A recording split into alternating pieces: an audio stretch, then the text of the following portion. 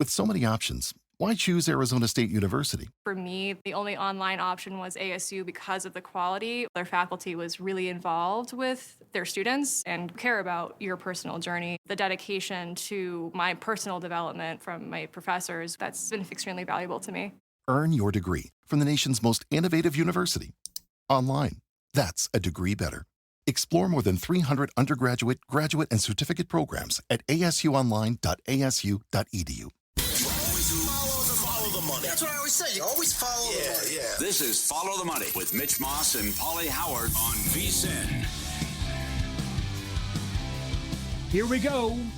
Welcome in. It is Follow the Money on VSiN, the Sports Betting Network. Mitch Moss, Pauly Howard, live with you in downtown Las Vegas from the Circa Resort and Casino. Very busy and action-packed 3-hour program lined up. Bottom of this hour, Fantasy Football Hall of Famer Paul Charchian had a great week last week with player props. He'll tell us who he likes this week in the Divisional Round. Best Bets in Soccer with Steve Wiss. Preview of the national title game with Brad Powers and UFC 311 with Lou Finicaro. In a couple of minutes, I'll tell you about something that's only happening for the 5th time as of right now in the last 29 years, this round in the NFL. And the overall landscape, Pauly, of this sport is going to be changing soon. Roger Goodell, we're close to getting, 8 international games played in the regular season next year?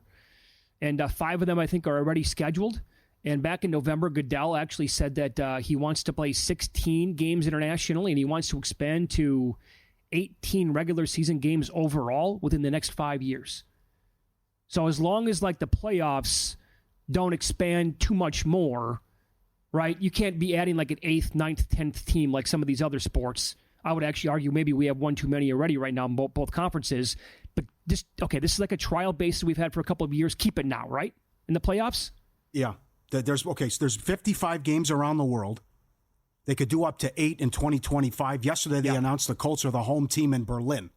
We're not sending them our best stuff, right? Jets and Browns are the home teams at Tottenham Stadium. Jacksonville, of course, at Wembley. There's going to be a game at Madrid also. So that's 5. Can they get to 8? What's the appropriate number? I like the 6:30 games. But that's also a long day for people with a family, East Coast, West Coast, where you're getting up that early or you're staying up that late if you're getting up on a big deal on the East Coast. But what's the right mix? If he wants to go forget 8, if there's going to be one per week? Yeah, think about that. That's football the whole day. Even at 8, it's one every other week. Yeah. Unless they would do a doubleheader somehow or go 2 games at the same time, which I don't think they would ever get into. I think 8's a good number. I think 8 probably seems accurate because then, again, if you go to 16 at some point, okay, first of all, the good news is that's an all-day 14-hour betting fest, which can go really, really well or can go completely sideways. And then you're exactly right. How do you box out, 9:30 a.m. Eastern time until 11:30 p.m.? So essentially 14 straight hours of football? I mean, I love it. I think it's great. But how does that affect a normal person with a wife and a couple of kids? And I got 6 hours maybe to spend all day watching the NFL. Right. And then if he continues to do this, does he want to put a team over there? That's the other thing. That would make the most sense, I would think, right? Yeah, if there's 1 or 2 teams in London, if you want to do it more than 8 times. But I think, back to your earlier question, I think the right number is 18 games at another bye week. Yeah. And we stretch this out a couple more weeks, too. Well, if they go to 18, start it a week earlier. They absolutely must go to 2 bye weeks per team. Mm-hmm. It's mandatory. If they don't, that'll be a huge whiff, and everybody will probably hate that. But you go to 18, 2 regular season byes, and then you can play the season basically from, the weekend after Labor Day all the way into President's Day in February. That's the plan. Yeah. But you also have to be worried about, and they talk out both sides of their mouth, but you got to be worried about player safety too, which they talked about for years, and now they keep adding games. But the other thing game was canceled at Mexico City because of the field, and then there were concerns about the Brazil game too. All right. So when you're going over there, you better know what you're getting into. London's no problem, but some of these other games have been canceled or guys slipping and sliding. We've had issues too. So that would come to mind if you're talking about the Madrid game, which we don't know the home team there either. But The other thing is, when you're doing this, at least send them some good options, right? Once in a while, yeah. Right? You got Tampa one year to Germany, but Colts, Jets, Browns, Jacksonville are your 4 home teams. Who's next? Raiders on the list at some point? Just go to the bottom feeders, Tennessee. Want to put them over there? Yeah, well, that's just arrogance saying no matter who we send over there, it'll get a big reaction or reception and it'll sell out anyways. But at least give them something. Right. I mean, what were we stuck here with? Giants, Carolina was one of the games. That was one of the games. Went to overtime. Yeah, right. But bad teams, though. I mean, give them something. For the most part. Yeah. On to the games this weekend. So this is what I was talking about 2 minutes ago. We've only had 4 road favorites in the last 28 years of the divisional playoffs. I remember this game.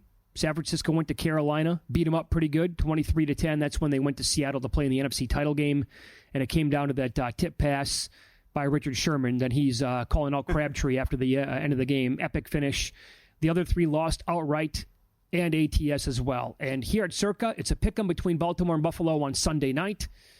Every other spot basically has Baltimore favored by 1 or 1.5 on the road, but only 5. This is only the 5th time now in 29 years. Which is pretty nuts when you stop and think about it. Although, again, we used to have two teams with a bye, and so I guess it would make a little bit of sense. Anything here? We're looking at Steve Makinen's numbers at vsin.com. It's a lengthy read, great numbers he can pull out. What stands out to you, Pauly, when you look at how this has gone in the divisional round over the years? There's been a significant performance difference in home-road dichotomy based upon the day of the weekend. On Saturdays, home teams have gone 25-5 straight up, and they're 67% ATS the last 15 seasons. Again, that big advantage. I'm fresh. You're coming in. It's a Saturday, and that sticks out big time. I think there might be something to that, right? Especially Washington. That's the thing. Well, what they have to overcome. Sunday road game in Detroit rested Saturday. Yep. Exactly right. On Sundays, road teams have performed much better. 18-20 straight up. They are 67% ATS since 2006. Last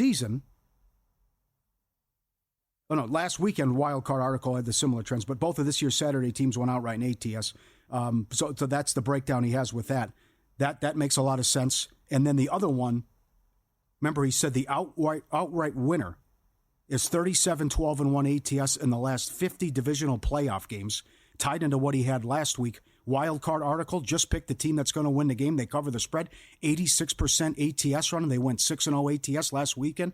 This also, if you win, you cover 75% the last 50 divisional games. So how many games will the point spread come into play out of these 4? And I don't think maybe it's just going to be all these teams by margin, or we just get shock the world upsets. But that has been strong going back too. That one's very difficult, though, because then it's a lot easier said than done.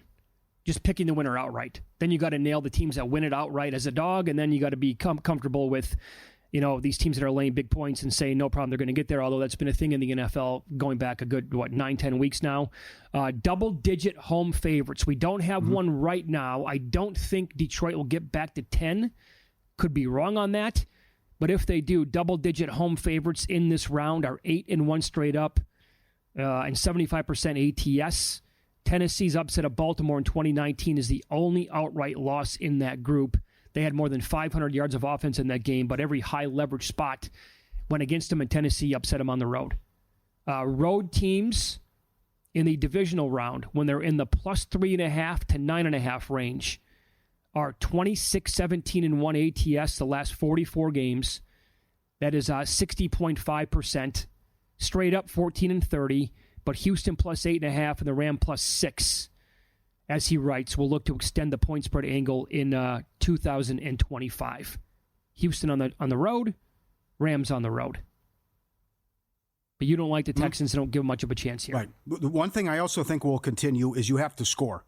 So what he wrote about last week and was on the website, it takes more points to win the divisional playoff round as opposed to the wild card round. Only 5 home teams that topped the 20-point mark lost in the last 23 years of wild card playoff action. 6-0 straight up in ATS last week. The benchmark for this round is 27 points. Home teams that reach that point total, 43-5 straight up, 73% ATS since 2002. Both covers in 2024. Well, here we look what we have, though. I mean, look who's playing. All big-time teams with usually good quarterbacks that figure to be able to score, right? So I would absolutely just think that you're not going to win if you score 20 points. You got to do better than that. Now, let me ask you about the rust factor, because this is also historic what's going on with Kansas City. Mahomes hasn't thrown the ball since Christmas. So the last 2 years, remember what happened 2 years ago? Tennessee shocked. 1 seed lost. Green Bay lost. 1 seed, horrible special teams, came back to bite them. Last year, 49ers, very rusty. Could have lost that game, should have lost that game. Yeah. And it kind of similarities maybe to this Washington game I'll get to later. Ravens also rusty. They were trailed at halftime before blowing out the Texans. So does that come into play with what I think the bye was beneficial for Detroit? You're getting guys back. I think so, but too. We'll see. Andy Reid, nothing phases him. Nothing phases Mahomes. But he hasn't thrown a pass since Christmas. Well, plus the Lions had that massive game in Week 18 they had to have. Yeah, right. To get the bye week. So they just played basically. It's not even going to be a 2-week layoff for them because that was a Sunday. Now this game is going to be a Saturday. For the Chiefs, it's a lot longer than that. Right. So I would, if I want the dog, I would play first half there, based on the rust factor, especially with the Chiefs that we've seen 2 years in a row. It's almost going to be a month, yeah. Yeah. Because of the Christmas Day. You didn't play in one week game, 18? and then the Week 18 they meant nothing for them, and they wanted to sit the guys. Yeah. I recall, trust me, 2011 Green Bay like it was yesterday. No, yes, so many examples. 15-1 in the final game of the regular season. Sat everybody. Matt Flynn lit up Detroit. They scored like 48 points. Best team in football. Defending champs. They crushed everybody. Had all that time off. Here come the Giants in the Lambeau. Games. Hail Mary completed at halftime. Turned the game off. Mm-hmm. It was over with. Yep. And they even got Brady one year when he was 14-2. Yeah. And that year they throttled the Jets at home on Monday Night Football. We're back tomorrow. Sirius XM Channel 158. Get ready for 24/7 sports betting coverage. Sirius XM app. All the insights, analysis, and picks you need to stay ahead of the game. And we've also launched a new show for Sirius XM listeners, VSiN Live, Mad Dog Sports Radio. Maher and Dustin catch it every weeknight from 7 to 10 p.m. Eastern. That's on Channel 82. So we debut tomorrow. Sirius XM Channel 158, VSiN, the Sports Betting Network. Ian Eagle, Derek Stevens, Sal Pal, Mike Somich to ring it in. There you go. Excellent news, and that discussion will lead us into player props for the divisional round up next. Going to dive into some quarterback rushing yards, right? It's the playoffs. These guys are going to take off more than normal. Well, you're paying a heavy tax on it. I'll explain that coming up on Follow the Money. It's VSiN, the Sports Betting Network.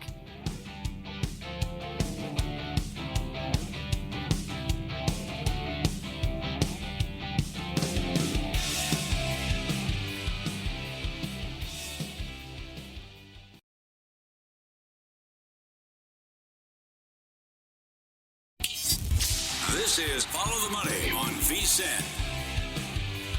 Pauly, I think a lot of public bettors this week are going to tell themselves, well, it's the playoffs. I can recall Patrick Mahomes taking off more than usual come postseason play. I'm going to love betting him with his rushing yards over. Lamar, no problem. Josh Allen, of course, he's going to run for more than what the books are offering. We can go on because we have a bunch of mobile quarterbacks in this round.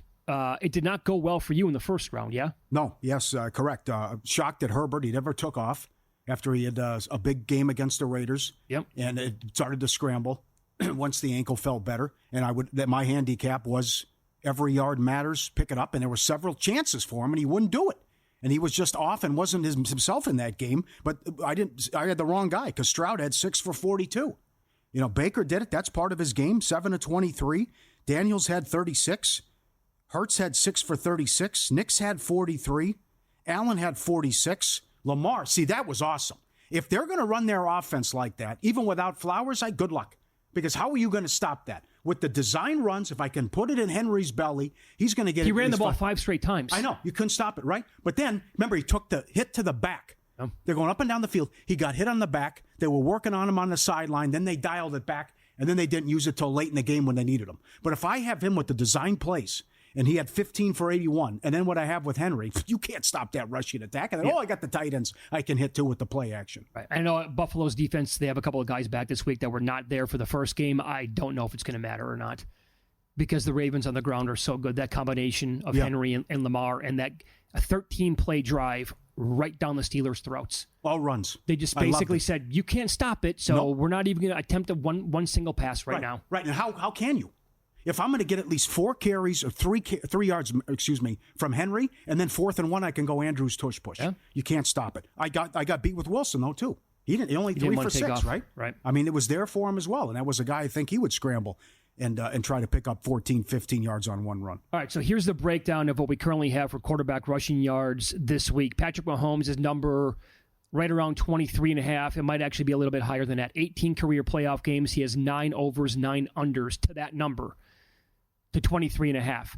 He's had 40 plus 6 times. His median number out of 18 games is 24. But again, when you look at that number that he has this week against the Texans defense, go back and look at the last 10 games where his rushing yards prop closed.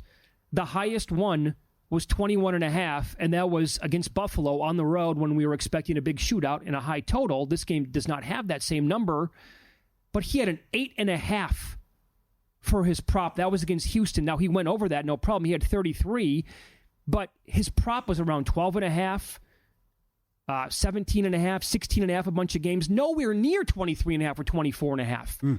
So, again, it's the postseason, and so you are paying a tax on a guy like Patrick Mahomes. Here's another guy. Josh Allen, 11 career playoff games. He's been over this number 8 times, which is strong. The median is 66. Very good. He averaged 33 yards per game this season. The prop this week is about 45.5. Again, going back, it was 43.5 against Denver, playoff game. The Detroit game was 41.5 in the regular season, but that's because the Lions, again, super high-scoring game with the total. And the Lions, we can expand on this later on, they are horrible against mobile quarterbacks. Yeah. Josh Allen had a low water mark of 24.5 for a rushing yard prop in his last 10 games. Now you got to go over 45.5 or 46.5. It's a massive number. The Jaden Daniels number is between 53.5 and 56.5. He had 36 against Tampa Bay. Yeah. 891 in the regular season. We'll call it 52.5 on average, although he got hurt in one of those games and he didn't play the full game against the Cowboys. It was 54.5, playoff game against Tampa, stayed under. But he had games in the last 10 that were as low as 37.5, 38.5. They did creep up there against, bad teams like the Giants. But again, this is his highest number in at least 3 months for Jaden Daniels. So it's all factored in. It's all baked in, and they're making you go over the top for, especially the mobile guys. Jalen Hurts is 38.5. He averaged 42 yards per game on the ground in the regular season. He's averaged 37.2 in the postseason. Mahomes is great when he ad-libs, and he can just run one off, and it seems like he does it all the time. That's for when you 20 love yards. The guy. Yeah. Right, in playoff time. But with Lamar and Allen, it's design plays that I have to have on a package on 3rd and 3. Yeah, how many designed are for Mahomes? They're not. They're not. But with Lamar and Allen, that's a big part of the game plan, and it has to be short yardage just because what kind of a weapon they're going to be. Then the other thing, though, is with Hurts, one shot and he's out. I mean, that's risky business, and he had 6 for 36 against the Packers, but you don't want him taking a shot, and then you're looking at Pickett. So, and then your numbers are right in how bad it's been Detroit against mobile quarterbacks too. Well, so, I will say this about Lamar Jackson. 7 career playoff games, 81 is the median rushing yards number, which is astronomical, right? 34 is the low, 143 is the high, 86 yards per game. He averaged in the regular season 53 plus. This year, his number is 52.5. But again, you go back, last 10 games, 51.5 was out there against Pittsburgh.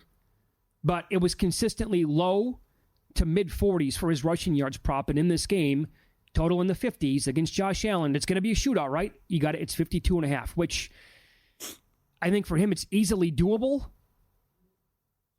I actually want to ladder that guy, but 52.5 doesn't give you much value on going 60, 70, 80 plus. Just doesn't. Yeah. How about the statues? Goff and Stafford. Goff is 1.5, 9 career playoff games, 0 yards in 3 of those games, -3 in one of them, but over 1.5 in the other 5. And Stafford is a half a yard over this number in 6 of his 9 career playoff games. Stroud's the guy you might want to look at. It's 14.5. Mm-hmm. He had 42 against the Chargers, like you talked about, 9 versus Baltimore last year, only 1 versus the Browns. Again, when you look at how high this number is compared to previous games, it's much higher. It was 12.5 last week. Okay, but his was between 8.5 and 11.5 for most of the season. 15.5, again, against Detroit, because here are the numbers overall. This is incredible from our buddy Point Shaver 13, Tony. If you go back and look at the numbers for mobile quarterbacks, this year alone, Baker Mayfield, 34 and a touchdown. Kyler Murray had 45. Sam Darnold had 4 for 39. He's not very mobile. Mason Rudolph had 4 for 29 and a touchdown. Richardson had 51. Caleb Williams, 4 for 39. Josh Allen, 11 for 68. Purdy ran for 12 yards and 1 touchdown. Last year, it was worse. Purdy in the playoffs ran for 48. Jalen Hurts, 17 for 90 and a touchdown. Danny Dimes, 7 for 50. You get my point. All these guys have had huge games against the Lions that are mobile quarterbacks. Yeah. I know you're going to hit the tight ends as well. I have 2 observations on these props. The Kansas City game and the Baltimore game for who will have the most receiving yards in the game. I think you could see a Hawkinson-type ticket cash. I agree. He was 15-1 on Monday night. Because you now have Hopkins, you have Brown, you're healthy now, and it's win or go home, and the stars come out. I would think with what Mahomes has and all these, I can't get there with Kelsey. And why Nico might be the guy who eats and has a big game for Houston, I think you could see a big ticket cash with some of these guys in that matchup. And also KC's horrendous against tight ends. Maybe Schultz has enough. But the same thing with Baltimore and the Bills. So the Baltimore had 300 yards rushing last week. The Bills had 200. It's the 7th playoff meeting ever where both teams average 30 a game. There's so many guys on the field here with weapons or big playability. Like even maybe a Samuel could shock the world. And you have issues covering tight ends too. So this could be a Likely, an Andrews, a Samuel. So I would think you could get a big ticket that cashes for most receiving yards in both AFC games. Yeah, I know a lot of people are on Mechie this week. Want to get nuts with John Mechie? That's got to be a huge number on him. Yes. I'll give you another one, and it's the Rams and Eagles game. Rams are awful against tight ends. We'll expand on that coming up. But Goddard, he scored a touchdown last week. Hawkinson had a great game against the Rams defense. He scored. He led that game in receiving yards at 15-1. Maybe this is another big game out of Dallas Goedert here. More play calling like that. It's easy. It's a simple throw. He gets in a rhythm, gets the confidence up, and let him get some yak. Yeah. That was so easy. I don't know if you want... I know, the Eagles have a great offensive line. Mike Palm said on his way out of the show yesterday, he thinks the offensive line will hold up and dominate the Rams' defensive line. He thinks they're going to have a field day against them. They're too young, and the O-line is too good for the Eagles.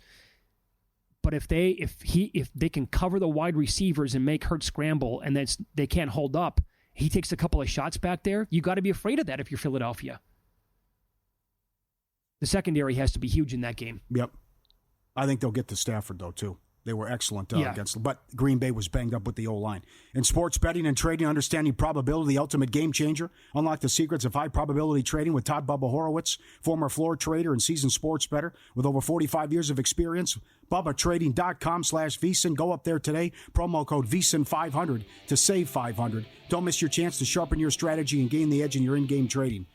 BubbaTrading.com/VSiN, promo code VSiN500. More player props this weekend with Fantasy Football Hall of Famer Paul Charchian. Had a great week in the wildcard round. I know that he has an opinion on Dallas Goedert. Find out what it is coming up here on VSiN.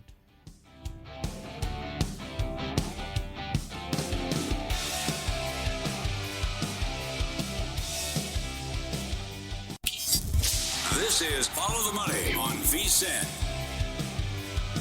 More player props here. Fantasy Football Hall of Famer Paul Charchian makes his weekly appearance. He's on the Progressive Guest line off of a great appearance last week. And, he's probably still hurting a little bit from what happened to his beloved Minnesota Vikings on Monday night, Charch. Or are you over that by now? No, I'm still actively processing the loss right now. And I've got a variety of symptoms: upset stomach, dizziness, dry mouth, hives, constipation, insomnia, drowsiness, blood in my stool, and tinnitus. That's a typical Tuesday though for you, I think, right? From all the medication that you're on anyway. Yeah, if you're a Vikings fan, it is. Yeah, I mean that's pretty much weekly for us. Yeah, so it was so Viking, right? To set all kinds of new records for new ways to lose. It's what we do here in Minnesota. And here's the thing: you run into a Minnesota Viking fan, that's true fandom right there. You have no doubt that that's somebody who has gone through the ringer and is certainly not just somebody who's jumping on a bandwagon. That's for sure. Yeah. So you weren't surprised for a second. No, I thought the Rams would win. I was worried to go exactly this way with another Sam Darnold meltdown. The interior of the offensive line's terrible. Sam made bad decisions, and the whole thing blew up. Yeah, it's and the defense didn't play a half bad game, but the whole thing really shifted on that super questionable call about whether or not Matthew Stafford was throwing forward or if it should have been an interception, touchdown, pick six for Blake Cashman. And that would have been a tie game right there. And maybe this thing would have ended differently, but at the end of the day, it doesn't matter. Yeah. What do they do now?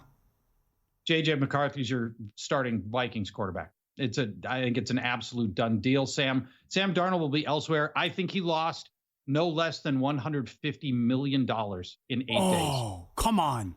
He was sitting on no less than $40 million a year times 4 years, and maybe more than that if there could have been a bidding war between Pittsburgh and the Giants and the Raiders. Had he just played to form through the playoffs, and instead he'll have to battle. It might be backup money or like the kind of money, the kind of thing where he has to win the job and get some accelerations in his contract. He might be looking at a 1 year, 10, 15, $20 million deal now. Absolutely brutal. That's okay, strong. so in that game, Hawkinson led everybody in receiving yards, which was 15-1, by the way. And Dallas Goedert is coming off of a really nice game against Green Bay. Rams are bad against tight ends, so I'm guessing this is going to be a Dallas Goedert game. Yep, we're going to go over 35.5 and over 3.5 receptions for Dallas Goedert. I think any lingering concerns about his knee injury disappeared with that amazing touchdown last week. I don't think I've ever seen a defender get stiff-armed 3 different times on the same play. Oh, that was awesome. I will note, just at the outset, Goddard did go under this line against the Rams in week 12, but the Rams have gotten a lot worse against tight ends since then. In the final 5 weeks of the regular season, the Rams ranked dead last in yards allowed to tight ends, 76 per game. Ooh. That's double what we need from Goddard. And over those same final 5 games, LA allowed the 3rd most tight end receptions, 7 per game. Again, double what we need from Goddard. And Goddard gets like all the tight end targets, right? There's really not anybody else that when Goddard is healthy that's going to step up and take tight end targets away from him. Rams didn't play their starters in week 18, but I'll note that the backups there got smoked by Seattle's tight ends. But then we just back up a little bit. Week 17 against LA, the Rams gave up 12 catches and 123 yards to Trey McBride. Week 16 against LA, the Jets' anonymous tight ends put up 71. And the week before that, George Kittle, 61 yards. I love the over 35.5 and over 3.5 receptions, Dallas Goedert. Excellent breakdown. Follow the money here on VSiN, the Sports Betting Network. Our guest, Paul Charchian, Fantasy Football Hall of Famer. He is on the Progressive Guest Line. 2 running backs, same game. What do you want to do with Samaje Perine for the Chiefs? And on the flip side, Joe Mixon for the Texans. This is probably my favorite prop that I'm going to give you today is the Samaje Perine over 8.5 receiving yards. That's all. If you don't know, Perine is the designated passing down back for the Chiefs. On Kansas City's long down and distance situations, Isaiah Pacheco has only been on the field for a total of 2 snaps since his return in week 13. And for Kareem Hunt in long down and distance situations, he's only been on the field a total of 2 snaps all year. All the rest of the snaps in long down and distance all go to Samaje Perine, who's been on the field for 162 snaps in long down and distance situations. And Perine has topped this line 8.5 yards, 7 straight games and 12 of the last 13 games. And Perine's average game since week 5 through the air is 23 receiving yards. I need 8.5 here. So, and on the Houston side of this, they've allowed an opposing back to top this line in 15 of 18 games. There are so many trends for the over here that it just feels like a slam dunk on the over 8.5 receiving yards. That is outstanding. Yes. And then Mixon, you want to go under rushing yards? Yeah. So for Mixon, I do want to go under here. He's his line 58.5 rushing yards. This line mirrors his output against Kansas City from the week 16 game. He ran for 57 yards. Now, here's what you need to know. When Mixon flops, he flops hard. And he's been held to under 26 rushing yards, less than half what we need here, for the past 7 games. 11 different times this year, Kansas City has held the opposition's number 1 runner to under the line. And 9 different times this year, Kansas City's held the opposition's number 1 runner to under 36 yards. You know, it's half their games, and it's way under this line. Now, earlier this year, Mixon was Houston's workhorse back, win or lose, and he was just getting carries. But that changed in the middle of the season, and especially not lately. In the week 16 game against Kansas City, just 14 carries. The Week 17 loss, Mixon had just 9 carries. So he's not a workhorse back in every situation now, and especially in losses. And if you think Houston's going to lose, Mixon could get phased out of this game. And last thing I'll mention, Kansas City, the numbers I already gave you suggest this, but they're a good, not like totally dominating, but they're a good run defense. Yards per carry allowed, 4th best. Yards after contact, 4th best. Missed tackles, 4th best. Rushing yards allowed, 8th best. Okay. How about the Bills game? What do you want to do with Cook? This is another under. I'm not crazy about Cook here, and I feel more strongly about this one. His line is 56.5 rushing yards. This is absurdly high. And by the way, it's been heading down. Jump in now if you like it. Only 2 runners topped this line all year against Baltimore. Just 2. And James Cook was not one of them in the earlier meeting when he only had 39 rushing yards. Now, Baltimore's been the league's most consistently good run defense all year long. Here's some ranks for you. Rushing yards allowed, 1st. Yards per carry, 1st. Run defense success rate, 2nd. Yards after contact, 1st. That's Baltimore. And that brings me to this point. Opposing runners tend to have massive dud games against the Ravens. Here's some recent history for you. Najee Harris last week ran for 17 yards. That's 44 yards under his average. The week before that, Dante Foreman had 27 yards, whatever, he's terrible. The week before that, Joe Mixon, non-terrible, 26 yards against Baltimore. That was 52 yards under his average. And the week before that, again, Najee Harris, 42 yards, 19 yards under his average. So not only are running backs struggling, but they're posting really bad numbers. I don't think you can generally ladder down, right? I mean, if I could ladder down James Cook, I would. And maybe you can find ways to get under this 56.5 rushing yards. And, there's a scenario here where James Cook is sitting at, 29, 39 yards. And that would be in play here. Want to hear the angle on Ty Johnson. What do you want to do with him? Oh, I'm really excited about this. First, I wish I could bet Ty Johnson other ways. The only thing I can do are touchdown bets. If you can find Ty Johnson receiving bets, take the over. I don't know what it is, whatever the line is. I mean, look at the line, evaluate it, but lean over here, okay? We're going to work with what we have, which is Ty Johnson to score the last touchdown at plus 3,300, 33-1. Here's why. Ray Davis is in the concussion protocol. It doesn't look like he's going to be able to go. And that, with Ray Davis out last week, Ty Johnson, a career-high 33 snaps with the Bills. Johnson also set a season high with 16 routes run last week.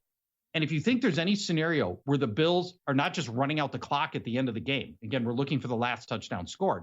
So that would be like either this is a back and forth battle, the Bills are passing at the end of the game, probably a shootout given the total here is so high, or the Bills are playing catch up, which is possible. Ravens are favored. Then passing at the end of the game is absolutely in play for the Bills and Ty Johnson. And he's emerged as their passing down back. James Cook has been on the field in long down and distance situations, just 2 snaps since week 8. All the rest of the work goes to Ty Johnson, who's been on the field in long down and distance situations, 132 snaps. And the kicker, I'll give you on all this. Ravens allowed the 4th most receiving yards to runners this year, so they can get beat through the air by running backs. Ty Johnson, last touchdown, plus 3,300. That is dynamite. We don't have time to expand on this, but you like Terry McLaurin to go over his receiving yards. I do in this one. And also Diami Brown is an interesting one as well. Take a look at both here. There are a lot of trends that I like. Okay, excellent. Follow him on X. He's at Paul Charchian. That was awesome, my friend. Thank you. Good luck this weekend. Thanks, friends. Yep. Coming off of, I think it was 6-2, I want to say, in the wild card weekend with us here. Up next, win some, lose some, and we're going streaking tonight. Massive NHL card. 11 straight games now. This is cashed. We're back, baby.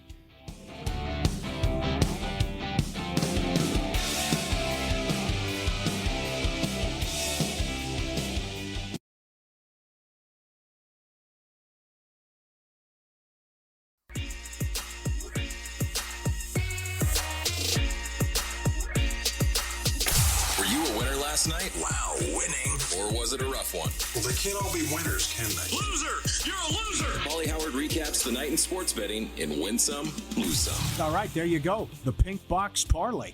NHL. Oilers goal in the first 10 on the road. 17-2 run. Took 3 minutes. Sabres goal in the first 10 at home. 15-2 run. Took 40 seconds. There you go. Yeah, there's a Pink Box directly across from Circa outside here in Fremont Street. Cleans up. Makes a ton of money. My God. The offerings, though. Yes. I cut out donuts a long time ago. I love them, but I cut them out.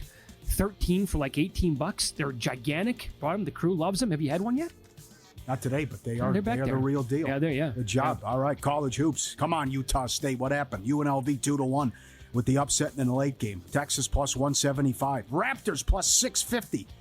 Blown out. They blew out the Celtics, who lost again. By the way, no fluke. Watch the game. The Raptors led the entire time. Yeah. The Celtics just have to be a team that's like, okay, we won the title last year. We know how good we are. We're going to flip that switch come playoff time, and hopefully for them it can work out. Yeah. Subscribe, be part of the team, vsin.com, our radio and podcast friends. You always want to see these tweets and videos.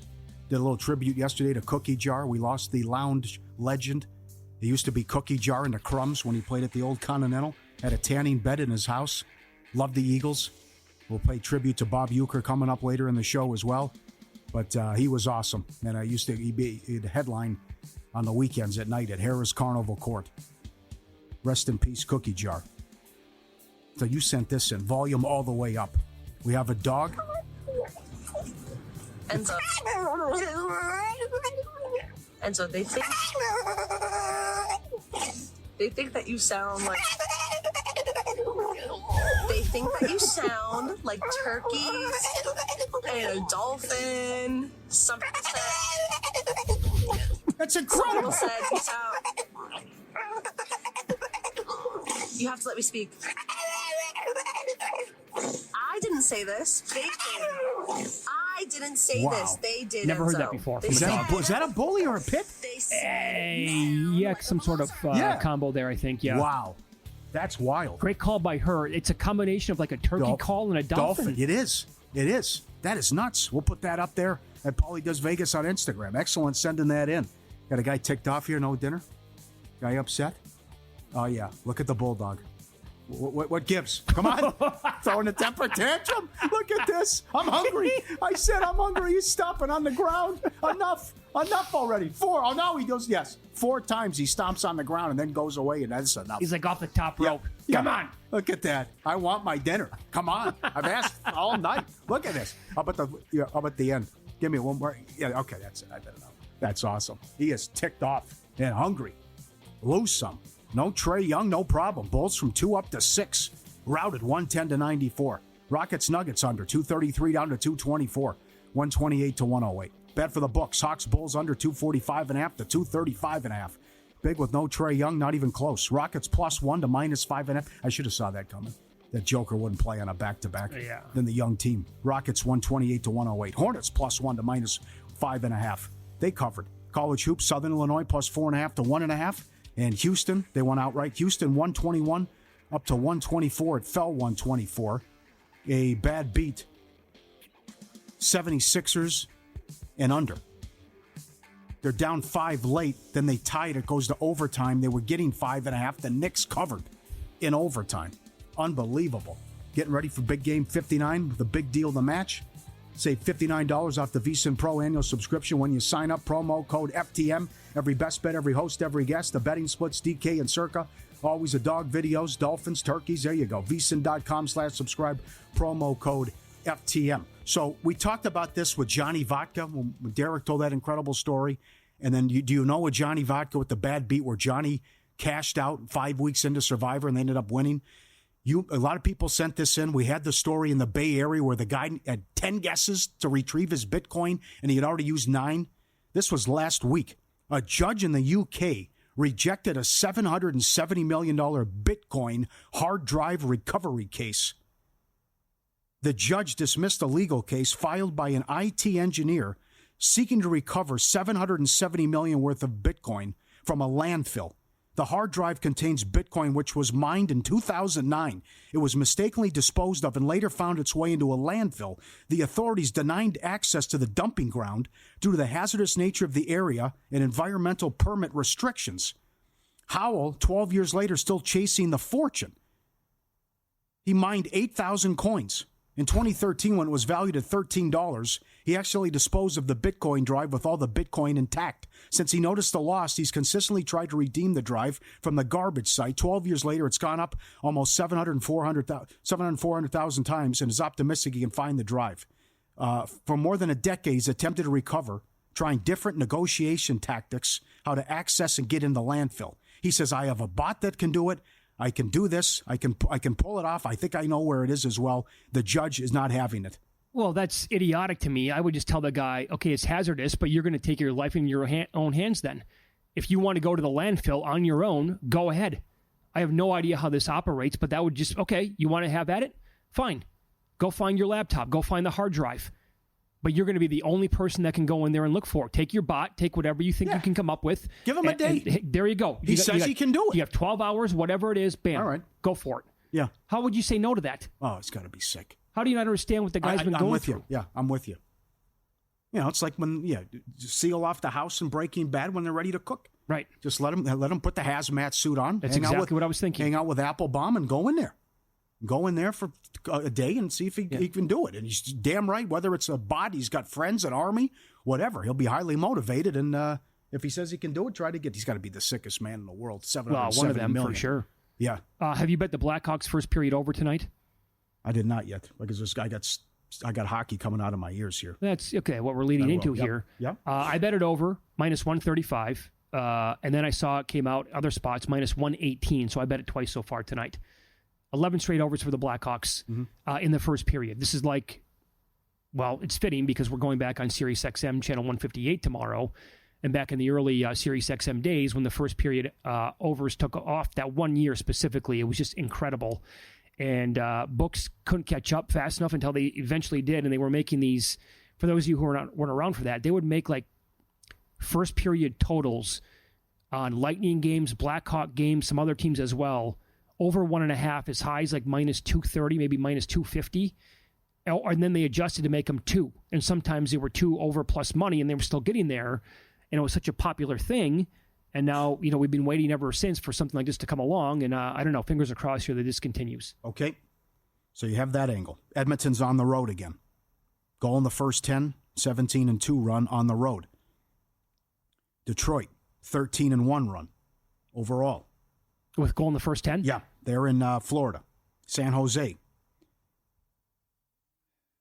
They on the road? Thought they were on the road. Yes, 7-1 on the road, 24-8 overall. Philly, 9 in a row on the road. They're going to take on the Islanders. This is all goal in the first 10. You mentioned the Blackhawks, 11 in a row over first period. They're also 9-1 overall. A streak there on first 10. Seattle, 8 in a row. Rangers, 27-8 run. Wow, okay. Full game. Ottawa, 8 straight unders. Devils, 7 straight unders. Full game. Seattle, 9-2 overrun. Detroit, 7-1-1 overrun. We do not have the Sabres at home tonight. Okay. By the way, that came in 43 seconds yesterday. The Edmonton goal was, I think, 3 minutes, 6 seconds into the game. So not only is Philly also done it 9 in a row on the road, it's 18-4 overall. Chicago, they are on the road, though, tonight. Chicago is 13-2 on the road, goal in the first 10. And Detroit 13-1, as I mentioned, overall. Seattle 8 in a row, Philly 9 in a row. Let me throw this at you. Goal in the first 10. Okay. Goal in the first 5. Circa is offering one game tonight. Blackhawks Predators over, well, I'm sorry, a goal, yes, no. The yes is plus 180. Goal in the, okay. I'm going to see if I can do a round, should I try a round robin? We'll up it from Pink Box to, I don't know. We'll call it Saginow's Deli. Let's do it. Also, Columbus is in action at home against the Sharks of the number 1 over team. I think it was what Jonathan Davis have, 27-12-1 run, something like that. Ridiculous what they've been doing all year. So we got a lot of these teams in action tonight. Let's cash some tickets. And it's back. We got a lot of teams. Kings, 5 straight unders as well. They're in Vancouver for the game. I'm very excited about this. So I need to do Edmonton. Yep. I need to do Detroit, Philadelphia. Yep. Man, did you say Seattle is the other one? Yep, Seattle 8 in a row. Yeah, they'll let you do a round robin here. The total in the Ottawa game is 5.5, 8 straight unders. The face painters are playing the Leafs, 5.5. Devils 7 straight unders. Worlds are colliding there, though. Toronto 9-2 first 10. But maybe you get a quick one and that's it. Who knows? Now, we're having some fun here, but a 4-team parlay pays about 8-1 on those 4 teams we just talked about. I'll tinker, see what we can come up with maybe by the end of the show. Best bets in soccer, the Meat Man Steve Wiss in the program coming up on Follow the Money. It's VSiN, the Sports Betting Network.